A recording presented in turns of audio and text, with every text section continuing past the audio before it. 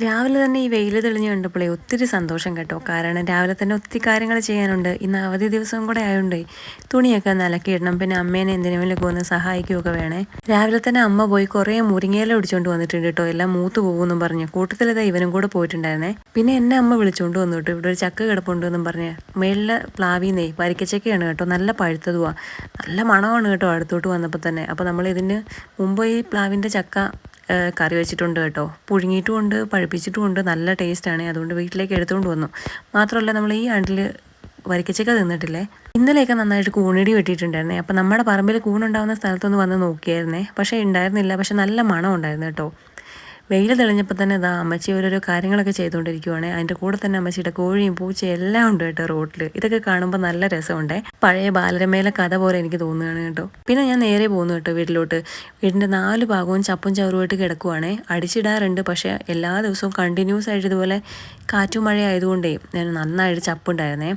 അച്ഛൻ ഞായറാഴ്ച ആയതുകൊണ്ട് നേരത്തെ പോയി ടൗണിൽ പോയിട്ടുണ്ടായിരുന്നേ. എന്തെങ്കിലുമൊക്കെ മേടിച്ചുകൊണ്ട് വരാമെന്നും പറഞ്ഞു. അതായത് ഇറച്ചിയോ മീനോ ഒക്കെ വേണമല്ലോ, ഞായറാഴ്ചയല്ലേ. അപ്പോൾ എന്തെങ്കിലും സ്പെഷ്യൽ വേണമല്ലോ. അപ്പോൾ അച്ഛൻ പോയി കോഴി മേടിച്ചുകൊണ്ട് വന്നിട്ടുണ്ടേ. ഇച്ചിരി പോത്ത് മേടിച്ചു കൂടായിരുന്നോ എന്ന് ചോദിക്കരുത് കേട്ടോ. നമ്മുടെ വീട്ടിൽ ആരും പോത്ത് കൂട്ടാറില്ല. ആകെ കൂട്ടുന്നവർ ഇറച്ചി എന്ന് പറയാൻ വേണ്ടിയിട്ട് ചിക്കൻ മാത്രമാണ്. പിന്നെ മീൻ ഈയിടെയായിട്ട് വാങ്ങാറുമില്ല. പിന്നെ അവിടെ നിന്ന് കുറച്ച് നേരം അമ്മച്ചിയോട് വർത്താനമൊക്കെ പറഞ്ഞു.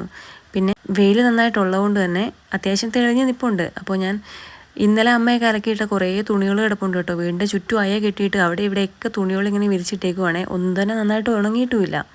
എന്നിട്ട് ഞാൻ അതിൽ കുറച്ചെടുത്തുകൊണ്ട് വന്ന് പുറത്തിട്ട് കേട്ടോ. വെയിൽ കാണുമ്പോൾ എന്തൊക്കെ ചെയ്യണമെന്ന് എനിക്ക് തന്നെ അറിയത്തില്ല. പക്ഷേ ഇടയ്ക്ക് മൂടുന്നുമുണ്ട് കേട്ടോ. അതുകൊണ്ട് വലിയ പാടാണ്. പിന്നെ ഞാൻ ആ ചക്കയൊന്ന് വെട്ടി നോക്കി കേട്ടോ. നല്ല തേൻ വരിക്കാന്ന് പറഞ്ഞാൽ പോരാ, നല്ല മധുരം ഉണ്ടായിരുന്നേ. അതിൻ്റെ കൂടെ തന്നെ വരിക്കച്ചക്കയുടെ ഒരു പ്രത്യേക മണമില്ലേ, എനിക്ക് ഭയങ്കര ഇഷ്ടമാണേ. പിന്നെ ഞാൻ അതിന് കുറച്ച് ഭാഗം എടുത്ത് പറിച്ചെടുത്ത് കേട്ടോ. പിന്നെ തണുപ്പൊക്കെ ആയതുകൊണ്ട് എല്ലാം തന്നെ എടുക്കാൻ നിന്നില്ല. പിന്നെ ചെറിയ ഡാമേജൊക്കെ ഉണ്ടായിരുന്നു ചക്കയ്ക്ക്. അതിനിടയ്ക്ക് ഇതാ മഴയും പെയ്തു, ആകെപ്പാടെ പെട്ടുപോയി. പിന്നെ ഞാൻ ഇട്ട തുണികളൊക്കെ വേഗം തന്നെ തിരിച്ച് വീടിൻ്റെ ഇറയിൽ കൂടെ എടുത്തിട്ട് കേട്ടോ. പിന്നെ നന്നായിട്ട് കോടയൊക്കെ മൂടിയിട്ടുണ്ടായിരുന്നേ. മൊത്തത്തിൽ കോട മൂടിയിട്ട് അക്കരെയൊന്നും കാണാനേ പറ്റുന്നുണ്ടായിരുന്നില്ല. പിന്നെ ഞാൻ എപ്പോഴും നിങ്ങളെ കാണിച്ചു തരാറില്ല, അതുകൊണ്ടാണ് കാണിക്കാത്തതേ. അമ്മ ഇതാ ചക്കക്കുരു മുരിങ്ങയും കൂടെ കറി വെച്ചിട്ടുണ്ടായിരുന്നേ. പിന്നെ കുറച്ച് ഇല മാറ്റി വെച്ചിട്ടുണ്ട് തോരൻ വെക്കാനുമേ. എനിക്ക് കറി ഭയങ്കര ഇഷ്ടമാണ് കേട്ടോ. നല്ല ടേസ്റ്റാണ്. നമ്മുടെ പറമ്പിലെ എന്തെങ്കിലും ഒരു ഇലയൊക്കെ പറിച്ച് അമ്മ എല്ലാ ദിവസവും കാണും കേട്ടോ. എന്തെങ്കിലും ഒരു തോരനോ അല്ലെങ്കിൽ കറിയോ ഒക്കെ ആയിട്ട് വെക്കും കേട്ടോ. ഇനിയിപ്പോൾ ചീര കുറേ പറിക്കാൻ വേണ്ടി നിൽപ്പുണ്ട് കേട്ടോ. അപ്പോൾ അത് ഊണ് റെഡിയായേ. ചിക്കൻ അങ്ങോട്ട് വരട്ടി എടുത്ത് കേട്ടോ അമ്മ. കൂടെ പപ്പടവും മുരിങ്ങയില തോരനും